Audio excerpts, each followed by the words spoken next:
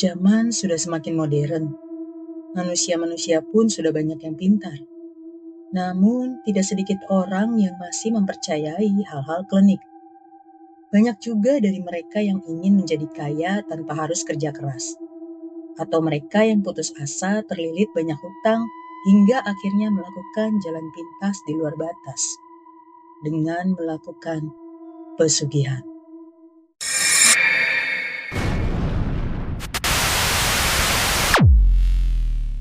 Pesugihan merupakan praktik spiritual yang bertujuan untuk mendapatkan kekayaan atau keberuntungan secara instan. Telah lama menjadi topik yang menarik perhatian masyarakat. Namun, di balik pesugihan ini melibatkan kesepakatan, seperti janji, tumbal, dan berbagai risiko negatif yang bisa ditimbulkan. Selain itu, pesugihan memiliki beberapa elemen yang menyertainya, meliputi pelaku, tempat khusus, harga, media, ritual, perjanjian khusus, masa berlaku, dan jimat. Di Indonesia ini banyak sekali macam-macam pesugihan yang dilakukan oleh masyarakat dengan berbagai tujuannya. Berikut informasi yang didapat dari berbagai sumber. Babi ngepet. Pesugihan babi ngepet sudah sangat terkenal di masyarakat. Praktik mengenai pesugihan ini juga telah menjadi mitos hingga diangkat menjadi beberapa judul sinema elektronik. Dengan pesugihan ini, seseorang dapat berubah menjadi babi dan mampu mencuri benda berharga tanpa ketahuan. Syaratnya dengan menjaga nyala api lilin agar tetap menyala saat melakukan aksi. Tuyul. Tuyul digambarkan sebagai makhluk gaib berwujud anak-anak. Biasanya, ada berbagai ritual yang harus dilakukan, termasuk menyediakan sesajen tertentu atau melakukan doa-doa yang dianggap bisa menarik perhatian tuyul. Beberapa orang percaya bahwa media seperti boneka atau benda-benda tertentu bisa digunakan untuk mewakili tuyul. Media ini akan diperlakukan dengan baik agar tuyul mau membantu. Tuyul juga beroperasi pada malam hari ketika orang-orang tidur. Mereka dipercaya memiliki kemampuan untuk menyelinap dan tidak terdeteksi. Pesugihan popok wewe. Popok wewe merupakan hantu seperti genderuwo wanita yang sering menempati area sekitar sungai atau pohon randu alas. Pesugihan popok wewe ini cukup dikenal dengan cara memelihara makhluk gaib dan sudah lama dipercaya oleh beberapa masyarakat Jawa akan mendatangkan kekayaan bagi yang melakukannya. Kabarnya, bila seseorang datang ke tempat popok wewe ini dan ia mendapatkan kain atau pakaian bekasnya, maka ia akan memiliki kekayaan berlimpah seperti yang diharapkan. Tapi pesugihan ini meminta tumbal nyawa anggota keluarga supaya kekayaan yang diperoleh langgeng abadi. Pesugihan lereng Merapi.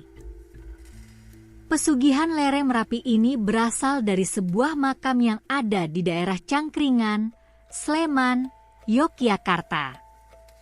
Konon kabarnya, makam ini adalah kuburan seseorang yang sakti pada zaman dahulu dan sampai sekarang makam ini penuh dengan banyak sesaji dari peziarah yang datang. Biasanya mereka yang datang ke sini karena memang memiliki tujuan tertentu seperti mengharapkan kenaikan jabatan, mendapatkan ilmu kanuragan ataupun karena ingin kaya. Makam tersebut dinamakan Watu Tumpeng, yang dipercaya punya kekuatan luar biasa.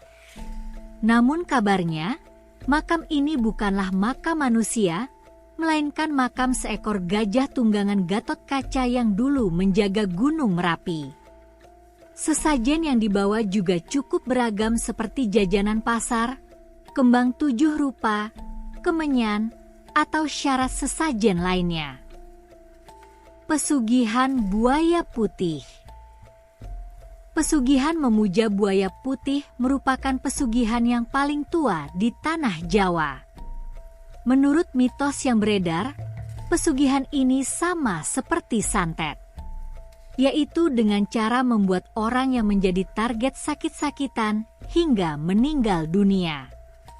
Hal ini dikarenakan pesugihan buaya putih ini sangat lekat dengan keberadaan ilmu hitam.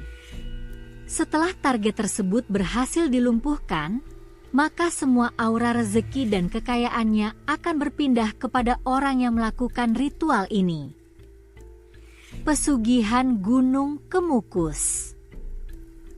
Pesugihan Gunung Kemukus ini asalnya dari daerah Sragen, Jawa Tengah. Menurut cerita warga, orang dengan weton khusus saja yang mampu melakukan pesugihan Gunung Kemukus ini, yaitu orang yang memiliki weton genap.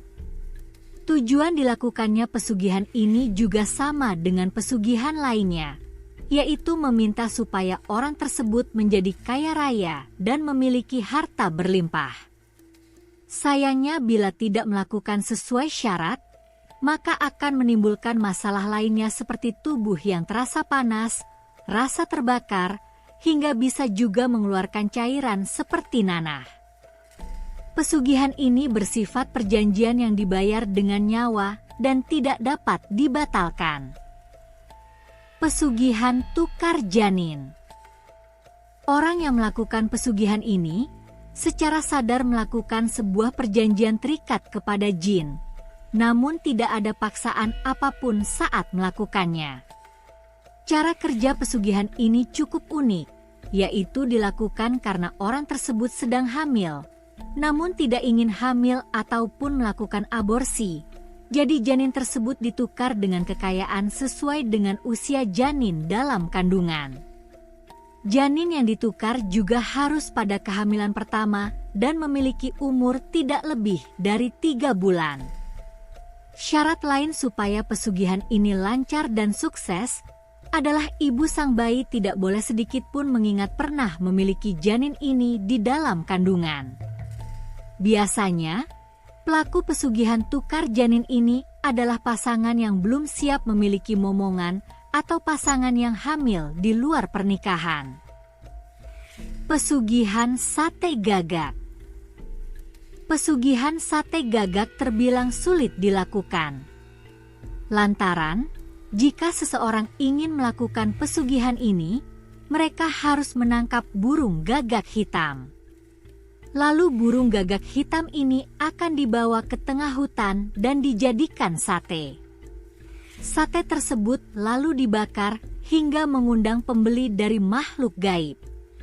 Jika pembeli sudah datang, penjual sate gagak akan menjual dengan harga fantastis.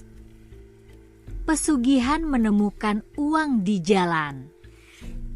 Jenis pesugihan ini tidak disadari banyak orang.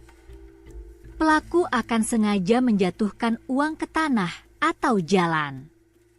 Hal itu bertujuan untuk mencari korban agar mengambil uang tersebut sehingga korban dapat dijadikan tumbal. Pesugihan Nyi Blorong. Pesugihan Nyi Blorong terbilang cukup mengerikan. Karena pesugihan ini meminta tumbalnya pelaku itu sendiri, yakni jika pelaku meninggal, maka arwahnya akan jadi pengikut Nyi Blorong. Berdasarkan kabar yang beredar, orang yang melakukan ritual pesugihan Nyi Blorong dapat kaya sampai 2 dekade atau sekitar 20 tahun. Pesugihan kandang bubrah. Salah satu pesugihan yang cukup populer di Pulau Jawa adalah pesugihan kandang bubrah. Ritual ini bukanlah perwujudan sebuah makhluk halus, melainkan wujud hodam rezeki yang dipanggil ke dalam rumah. Pelaku pesugihan kandang bubrah diwajibkan melakukan renovasi rumah setiap tahun. Selain tempat tinggal, renovasi rumah dapat dilakukan pada tempat usaha, gudang, hingga properti lainnya. Melakukan renovasi rumah adalah syarat wajib yang harus dilakukan jika pelaku tidak ingin menjadi tumbal pesugihan. Dari berbagai jenis pesugihan yang banyak memakan tumbal dan syarat-syarat hitam, konon ada juga loh yang namanya pesugihan putih dan tanpa tumbal. Ilmu satu ini diklaim aman untuk para praktisinya.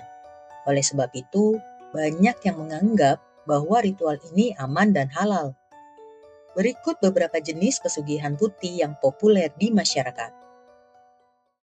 Pesugihan putih uang asma. Uang asmak adalah lembaran uang yang telah melalui ritual doa khusus.